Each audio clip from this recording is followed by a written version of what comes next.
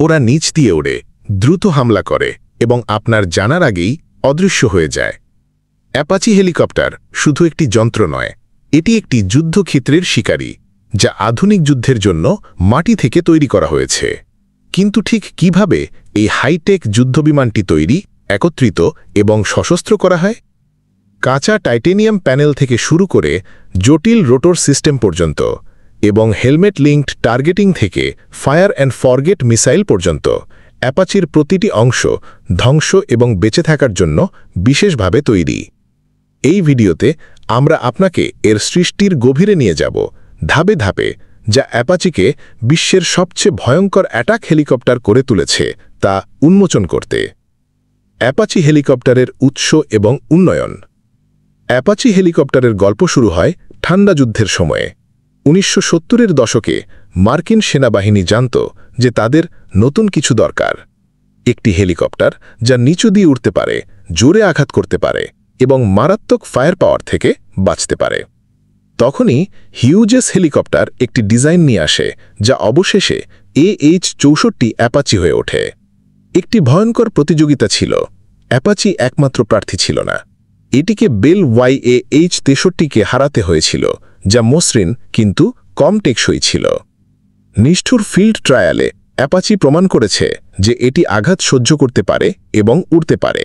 এটি আরও কঠিন, আরও স্থিতিশীল এবং আরও মারাত্মক আঘাত হানতে পারত। এটাই পার্থক্য গড়ে দিয়েছিল। পরে হিউজেস ম্যাকডোনাল্ড ডাগলাস কিনে নেয়, যা অবশেষে বোয়িংয়ের সাথে মিশে যায়। এভাবেই বোয়িং ডিফেন্স এই হেলিকপ্টারটির প্রধান নির্মাতা হয়ে ওঠে।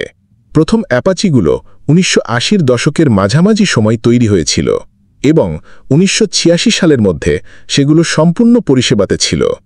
শুরু থেকেই তারা আলাদা ছিল, পুরানো হেলিকপ্টারগুলোর মতো নয়। অ্যাপাচিগুলো উচ্চ ঝুঁকির অঞ্চলে সরাসরি যাওয়ার জন্য তৈরি হয়েছিল, একেবারে ফ্রন্টলাইনের পাশে। এগুলো কেবল ঘোরাঘুরি এবং নজরদারির জন্য তৈরি হয়নি।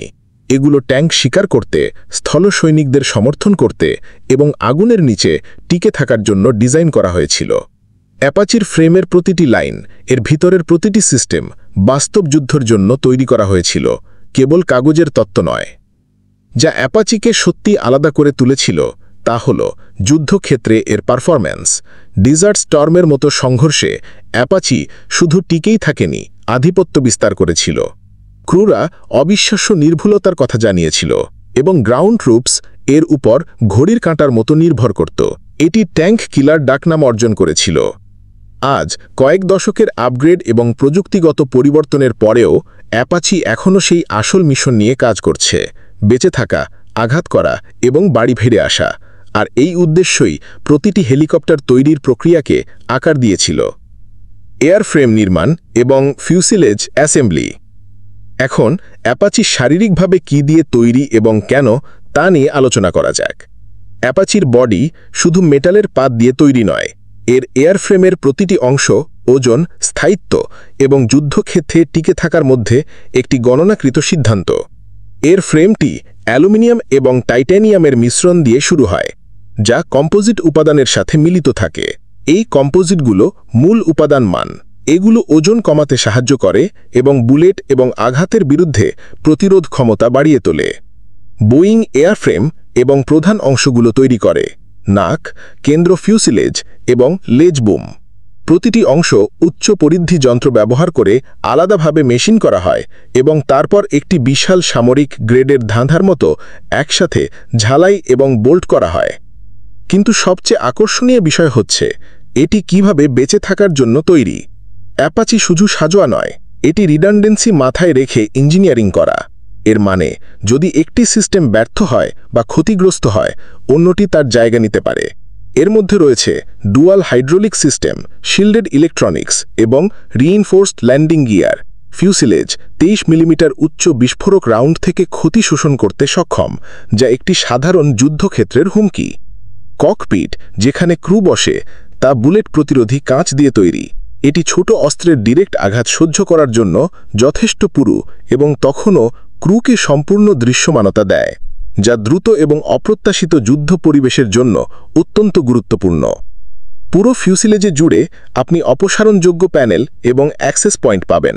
এটা শুধু রক্ষণাবেক্ষণের সুবিধার জন্যই নয়, এটাও বোঝায় যে এই হেলিকপ্টারগুলোকে কত ঘন ঘন মিশনের মধ্যে সার্ভিসিং করতে হয়। বোয়িং ভবিষ্যতের আপগ্রেডের কথা মাথায় রেখে তৈরি করে, যা পুরো নতুন ডিজাইন ছাড়াই নতুন প্রযুক্তি যোগ করা সহজ করে দেয়। সুতরাং যখন আপনি একটি অ্যাপাচিকে ফ্লাইট লাইনে দেখেন, আপনি শুধু একটি মেশিন দেখছেন না, আপনি যুদ্ধকঠিন কাঠামো দেখছেন, যা বিপদের মধ্যে উড়ে যাওয়ার এবং এক টুকরো হয়ে ফিরে আসার জন্য স্তরে স্তরে তৈরি করা হয়েছিল। ডুয়াল ককপিট এবং ক্রু ইন্টিগ্রেশন। অ্যাপাচির ভিতরে প্রবেশ করলে আপনি একটি 2 আসনের ককপিট পাবেন, যা একটি প্রচলিত হেলিকপ্টারের থেকে সাইফাই ফাইটার জেটের মতো মনে হবে। কিন্তু এই লেআউটের একটি কারণ আছে, কার্যকারিতা আকারের চেয়েও বেশি। গানার সামনে বসে যুদ্ধক্ষেত্রের ডিরেক্ট দৃশ্যবিশ্ব, টার্গেটিং, অস্ত্র এবং ক্যামেরা সিস্টেম সম্পর্কিত প্রতিটি নিয়ন্ত্রণ হাতের নাগালের মধ্যে থাকে। তাদের পিছনে কিছুটা উঁচুতে পাইলটের আসন। এখান থেকে পাইলট ফ্লাইট কন্ট্রোল, ন্যাভিগেশন এবং ট্যাকটিক্যাল সমন্বয় পরিচালনা করেন। উচ্চতর বসার জায়গাটি ভালো দৃশ্যমানতা দেয়, যা গাছের লাইনের ঠিক উপরে ওড়ার সময় অত্যন্ত গুরুত্বপূর্ণ। কিছু হেলিকপ্টারের মতো নয়, যেখানে কেবল সামনের সিট আসল কাজ করে। অ্যাপাচির পাইলট এবং গানার উভয়েই উড়তে এবং ফায়ার করতে সম্পূর্ণ সজ্জিত। তাদের প্রত্যেকের নিজস্ব স্ক্রিন, ফ্লাইট স্টিক এবং কন্ট্রোল ইন্টারফেস আছে এবং প্রয়োজনে তারা রোল পরিবর্তন করতে পারেন। এই ধরনের রিডান্ডেন্সি ক্রুকে যুদ্ধে আরও ফ্লেক্সিবিলিটি দেয়। ককপিটের ভিতরে প্রতিটি ইঞ্চি অপটিমাইজ করা হয়েছে। হেলমেট মাউন্টেড ডিসপ্লে ক্রুদের চোখের সামনে একটি কাঁচের লেন্সে টার্গেট তথ্য প্রজেক্ট করে। এর মানে যে তারা নিচে না দেখেই মূল ডেটা দেখতে পারছে। এবং এই হেলমেটগুলো কেবল প্যাসিভ নয়, এগুলো ক্যামেরা সিস্টেমের সাথে যুক্ত। মাথা ঘোরান এবং সেন্সর টারেট আপনার সাথে ঘুরে যায়। ক্রু সদস্যদের মধ্যে যোগাযোগ একটি সমন্বিত কম সিস্টেমের জন্য নির্বিঘ্ন। ফরমেশনে উড়ে যাওয়া বা আক্রমণের সমন্বয় করা হোক, তারা নিরন্তর যোগাযোগে থাকে, এমনকি যখন পরিস্থিতি গোলমাল বেঁধে যায়। এবং সবচেয়ে গুরুত্বপূর্ণ হল, ককপিটটি সাজোয়া এবং ক্র্যাশ প্রতিরোধী। সবচেয়ে খারাপ পরিস্থিতিতে এটি ক্রুকে পালানোর বা উদ্ধার করার যথেষ্ট সময় রক্ষা করার জন্য ডিজাইন করা হয়েছে। প্রতিটি বোতাম, প্রতিটি ডিসপ্লে এবং ভিতরের প্রতিটি সুইচ গতি, বেঁচে থাকা এবং বিভক্ত সেকেন্ড সিদ্ধান্তের জন্য স্থাপন করা হয়েছে, কারণ অ্যাপাচিতে প্রতি সেকেন্ড গণনা করা হয়। এভিওনিক্স, অপটিক্স এবং টার্গেটিং সিস্টেম যা অ্যাপাচিকে তার ক্ষমতা দেয়, তা কেবল পাশবিক শক্তি নয়, এটি যা দেখতে পায় এবং কত দ্রুত এটি হুমকির উপর লক করতে পারে।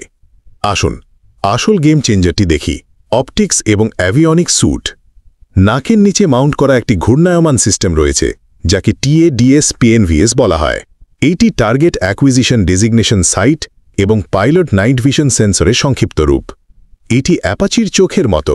গানার TADS ব্যবহার করে দিন বা রাতে, বৃষ্টি বা রোদে টার্গেট খুঁজে বের করে। ইনফ্রারেড ক্যামেরা এবং হাইজুম অপটিক্সের জন্য ধন্যবাদ। এইদিকে PNVS পাইলটের হেলমেটের সাথে সংযুক্ত।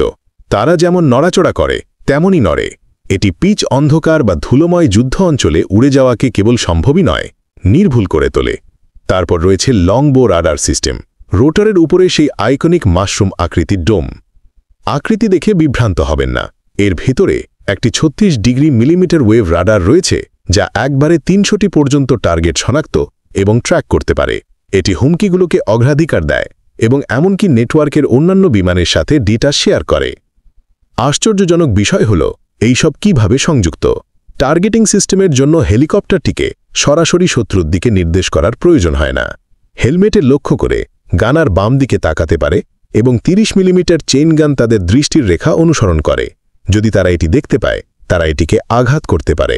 পুরো সিস্টেমটি একটি কেন্দ্রীয় কম্পিউটারের সাথে সংযুক্ত, যা কেবল ফায়ার কন্ট্রোল পরিচালনা করে না, পাইলটকে উচ্চ প্রেসারের যুদ্ধ পরিস্থিতিতে পরিস্থিতিগত সচেতনতা বজায় রাখতেও সহায়তা করে।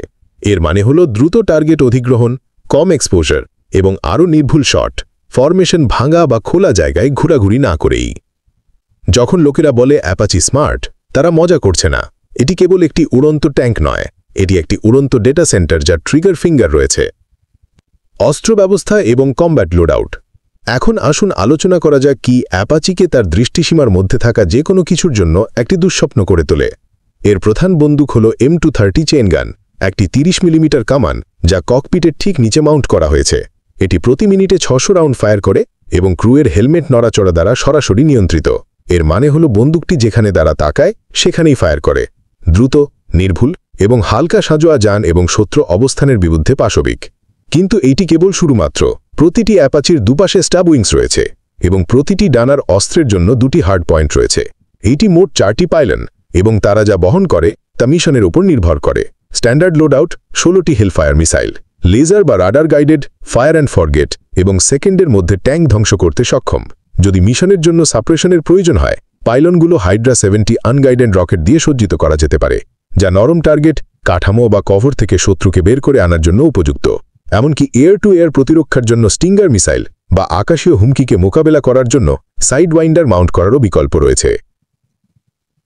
সবচেয়ে দারুণ বিষয় হল অ্যাপাচি কিভাবে মিশন অনুযায়ী অস্ত্র মিশ্রণ এবং মেলাতে পারে। 2টি পাইলন হেলফায়ার বহন করতে পারে এবং অন্য 2টি রকেট লোড করতে পারে, যা ফ্লাইটে নমনীয়তা দেয়। এবং যেহেতু অস্ত্রগুলো ফায়ার কন্ট্রোল সিস্টেমে একীভূত, পাইলট এবং গানার উভয় একই সময় টার্গেটে অংশ নিতে পারে, সেকেন্ডের মধ্যে অস্ত্রের মধ্যে সুইচ করতে পারে। কয়েক মিনিটের মধ্যে একটি অ্যাপাচি শত্রু সাজোয়া ক্লিয়ার করতে পারে, জমিতে সৈন্যকে দমন করতে পারে এবং ততক্ষণেও নিজেকে রক্ষা করার জন্য ফায়ার পাওয়ার রাখতে পারে। এবং এই সবই 150 মাইল প্রতি ঘন্টার বেশি গতিতে, গাছের লাইনের ঠিক উপরে। ইঞ্জিন এবং পাওয়ার ট্রান্সমিশন। অ্যাপাচিকে বাতাসে যা রাখে তা শুধুমাত্র তার বায়ুগতিবিদ্ধ আকার নয়, এটি 2টি জেনারেল ইলেকট্রিক T700 টার্বোশাফট ইঞ্জিনের মাধ্যমে সরবরাহ করা কাঁচা শক্তি। এই ইঞ্জিনগুলো একটি জিনিস ব্যতিক্রমীভাবে ভালো করার জন্য তৈরি করা হয়েছে: সবচেয়ে কঠিন পরিবেশে নির্ভরযোগ্য থ্রাস্ট সরবরাহ করা। ইরাকের ধুলো বা আফগানিস্তানের হিমায়িত উচ্চতা এই ইঞ্জিনগুলো নড়ে না। প্রতিটি প্রায় 2000 শাফট হর্স পাওয়ার উৎপন্ন করে এবং তারা একসাথে শক্তি সরাসরি অ্যাপাচি ড্রাইভ ট্রেনের কেন্দ্রে পাঠায়। প্রক্রিয়াটি আকাশের মাধ্যমে বাতাস টেনে শুরু হয়, সেই বাতাস সংকুচিত হয়, জ্বালানির সাথে মিশ্রিত হয় এবং প্রজ্বলিত হয়। ফলশ্রুতি বিস্ফোরণ একটি টারবাইন ঘোরায়, যা পরবর্তীতে একটি কেন্দ্রীয় শাফট চালায়।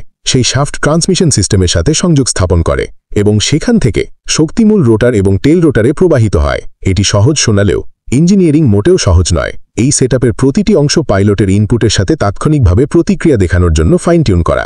কিন্তু যদি মিশনের মাঝখানে একটি ইঞ্জিন ব্যর্থ হয়, অ্যাপাচি উঠতে থাকতে পারে। এর রিডান্ডেন্ট পাওয়ার ট্রেন মানে জরুরি অবস্থায় দ্বিতীয় ইঞ্জিন দায়িত্ব নিতে পারে, ক্রুকে নিরাপদে ফিরে আসার জন্য মূল্যবান সময় কিনে দেয়। এর উপরে এক্সস্ট সাপ্রেসার তাপ সিগনেচার হ্রাস করে, যা শত্রুর মিসাইলের জন্য লক অন করা কঠিন করে তোলে। সেই ইঞ্জিন শক্তির প্রতিটি বিট কাজে লাগানো হয়, নষ্ট করা হয় না। কুলিং সিস্টেম মরুভূমির যুদ্ধে অতিরিক্ত গরম হওয়া প্রতিরোধ করে। ফিল্টারেশন সিস্টেম ইঞ্জিনকে বালি এবং ধ্বংসাবশেষ থেকে রক্ষা করে এবং উন্নত ট্রান্সমিশন গিয়ার নিশ্চিত করে যে সব টর্ক রোটারগুলোতে কার্যকরভাবে বণ্টিত হয়। এটি কেবল পাশবিক শক্তি নয়, এটি নিয়ন্ত্রিত, বুদ্ধিমান শক্তি যা অ্যাপাচিকে হভার করতে, আরোহণ করতে, ডুবতে এবং ইচ্ছে মতো ঘুরতে দেয়। সুতরাং পরের বার যখন আপনি একটি অ্যাপাচিকে মাথার উপর দিয়ে চিৎকার করতে দেখবেন, মনে রাখবেন এটি শুধু উড়ছে না, এটি ঘূর্ণায়মান পার্সের একটি সিম্ফনি পরিচালনা করছে, যা প্রতিটি গতি, বেঁচে থাকা এবং নিরলস পারফরমেন্সের জন্য ক্যালিব্রেট করা। রোটর মেকানিক্স এবং অ্যানোডাইনামিক্স। একবার সেই ইঞ্জিন শক্তি সরবরাহ করা হলে আসল কাজ শুরু হয় এবং এটি সবই অ্যাপাচির অবিশ্বাস্য রোটর সিস্টেমের জন্য ধন্যবাদ। এর ফ্লাইটের মূলে রয়েছে প্রধান রোটর ব্লেড, 4টি উন্নত কম্পোজিট থেকে তৈরি, যা হালকা এবং যুদ্ধ কঠিন উভয়ই। এই ব্লেডগুলো ক্রমাগত পিচ পরিবর্তন করছে, যার অর্থ হল কতটা লিফট তৈরি হচ্ছে তা নিয়ন্ত্রণ করতে তারা সামান্য ঝুঁকে পড়ে। এবং তারা যেভাবে এটি করে একটি সোয়াশ প্লেট মেকানিজম নামক কিছুর মাধ্যমে। এটি একটি ঘূর্ণায়মান ডেস্ক যা পাইলটের ইনপুট দিয়ে স্থানান্তরিত হয়। এগিয়ে যেতে চান, সোয়াশ প্লেটটি সামনের দিকে ঝুঁকে পড়ে, ব্লেড পিচটিকে ঠিক সঠিক উপায়ে পরিবর্তন করে। বাম বা ডানে ব্যাঙ্ক করতে চান, একই সিস্টেম কৌশলটি করে, পাইলটকে পেছনের পদার্থবিজ্ঞান সম্পর্কে চিন্তা করার প্রয়োজন ছাড়াই। এটি সেই পর্দার আড়ালের ইঞ্জিনিয়ারিং টুকরোগুলোর মধ্যে একটি, যা হেলিকপ্টার ফ্লাইটকে অনায়াসে অনুভব করায়, যদিও এটি মোটেও সহজ নয়। তারপর রয়েছে টেইল রোটর, যা লম্বা টেইল বোমের শেষে অবস্থিত। প্রধান রোটর ব্লেডগুলো একদিকে ঘুরছে, যা সাধারণত হেলিকপ্টারের পুরো শরীরকে অন্য দিকে ঘোরাতে পারে, যেমন একটি ঘূর্ণায়মান প্ল্যাটফর্মে দাঁড়ানোর চেষ্টা করার মতো। টেইল রোটরটি সেই টর্কের বিরুদ্ধে ধাক্কা দিয়ে এটি ঠিক করে, ক্রাফটটিকে স্থিতিশীল করে এবং নিয়ন্ত্রিত বা বাম এবং ডানে ঘোরার অনুমতি দেয়। এমনকি সেই টেইল রোটরও তার পিচকে গতিশীলভাবে সমন্বয় করে, প্রধান রোটর কতটা টর্ক তৈরি করছে তার উপর ভিত্তি করে। পুরো সিস্টেমটি যুদ্ধের জন্য তৈরি, ব্লেডগুলো আঘাত সহ্য করার জন্য এবং ঘুরতে থাকার জন্য রিএনফোর্সড। এমনকি অশান্ত বায়ু বা হঠাৎ আবহাওয়ার পরিবর্তনেও অ্যাপাচি স্থিতিশীল থাকে এবং সবচেয়ে চিত্তকর্ষকভাবে রোটরগুলো দূর থেকে তুলনামূলকভাবে শান্ত হওয়ার জন্য ডিজাইন করা হয়েছে, যা হেলিকপ্টারটিকে একটি গুরুত্বপূর্ণ সুবিধা দেয় যখন স্টেলথ প্রথম আঘাত করা বা দেখা পাওয়ার মধ্যে পার্থক্য হয়। পাইলট কন্ট্রোল এবং ফ্লাইট হ্যান্ডলিং। বাইরে থেকে মনে হতে পারে অ্যাপাচি আকাশের মধ্য দিয়ে কুস্তি করছে, কিন্তু ককপিটের ভিতরে নিয়ন্ত্রণগুলো এতটাই পরিমার্জিত যেটি ওড়ানো একটি চিন্তাকে গাইড করার মতো বেশি মনে হয়। পাইলট 3টি প্রধান সরঞ্জাম ব্যবহার করে: কালেকটিভ, সাইক্লিক এবং টেল রোটর পেডাল। প্রতিটি হেলিকপ্টারকে ঠিক যেখানেই প্রয়োজন সেখানে সরাতে নিখুঁত সিঙ্কে কাজ করে, উপরে, নিচে, পাশে বা এমনকি বিপরীত দিকে।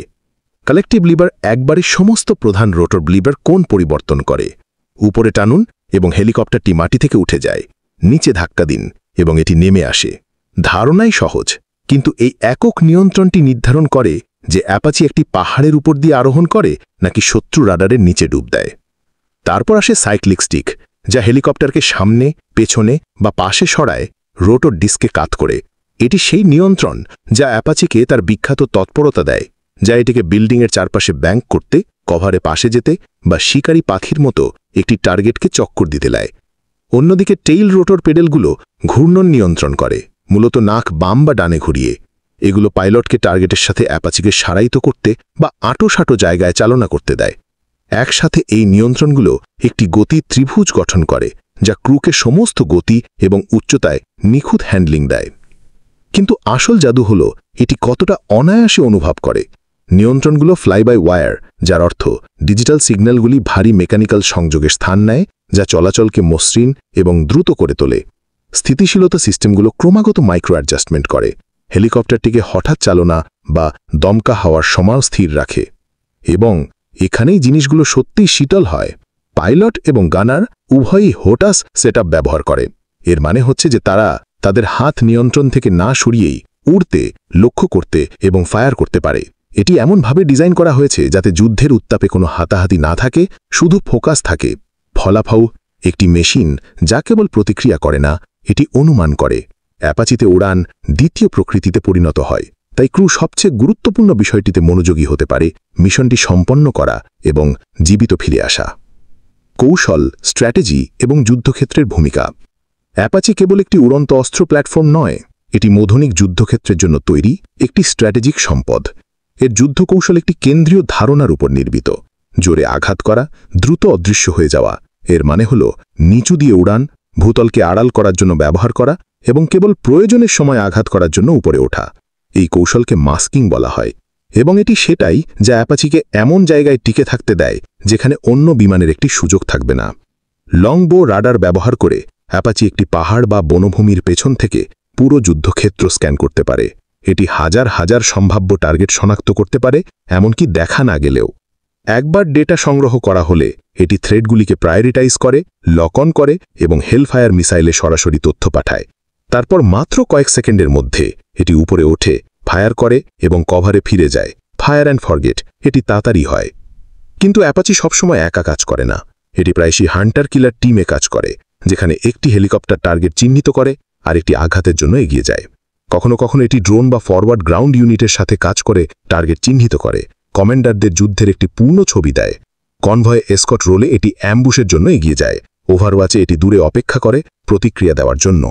এর নমনীয়তা অনন্য। একটি মিশনের সাজোয়া বিরোধী স্ট্রাইকের প্রয়োজন হতে পারে, পরেরটি পদাতিক দমন বা সৈন্য প্ররক্ষী। এর শক্তিশালী সেন্সর দিয়ে এবং দ্রুত প্রতিক্রিয়াশীল অস্ত্র সিস্টেমের জন্য অ্যাপাচি এই ভূমিকাগুলোর মধ্যে রিয়েল টাইমে পরিবর্তন করতে পারে, মধ্যপথে জ্বালানি বা পুনরস্ত্র ছাড়াই। এবং এটি শুধু প্রতিক্রিয়াশীল নয়, এটি প্রোঅ্যাক্টিভ। অ্যাপাচি যুদ্ধক্ষেত্রকে আকার দিতে, স্থান অস্বীকার করতে, শত্রুর অগ্রগতি ধীর করতে এবং মিত্র শক্তিকে শ্বাস নেবার প্রয়োজনীয় জায়গা দিতে সাহায্য করে। এটি একটি ফ্রন্টলাইন টুল যার গভীর প্রভাব আছে, যে কেবল মাথার উপর দিয়ে উড়ে যাওয়া আরেকটি বিমান নয়। সংক্ষেপে, এটি কেবল অস্ত্র বা সাজোয়ার ব্যাপারে নয়, এটি সবকিছু কিভাবে একসাথে গড়ে ওঠে তার ব্যাপারে। অ্যাপাচি কেবল যুদ্ধ করে না, এটি চিন্তা করে, মানিয়ে নেয় এবং আকাশ থেকে নেতৃত্ব দেয়। আকার, তুলনা এবং আধুনিক ব্যবহার। যখন আপনি একটি অ্যাপাচির পাশে দাঁড়ান, তখন প্রথম যে জিনিসটি আপনি লক্ষ্য করেন তা হল এর নিছক উপস্থিতি। এটি একটি ছোট মেশিন নয়। নাক থেকে লেজ পর্যন্ত এটি প্রায় 48 ফুট প্রসারিত এবং রোটর ব্লেডগুলো একই দূরত্ব জুড়ে বিস্তৃত। এটি 15 ফুটেরও বেশি লম্বা, প্রায় একটি দোতলা বাড়ির আকারের সমান। কাছ থেকে এটি একটি হেলিকপ্টারের চেয়ে কম এবং যুদ্ধের জন্য তৈরি একটি যান্ত্রিক জন্তুর মতো বেশি। কিন্তু এটি অন্যদের সাথে কিভাবে তুলনা করে? রাশিয়ান Ka-52 টুইন রোটরের সাথে একটি লম্বা প্রোফাইল থাকতে পারে এবং সুপার কোবরা কিছু রোলে পাতলা এবং দ্রুততর।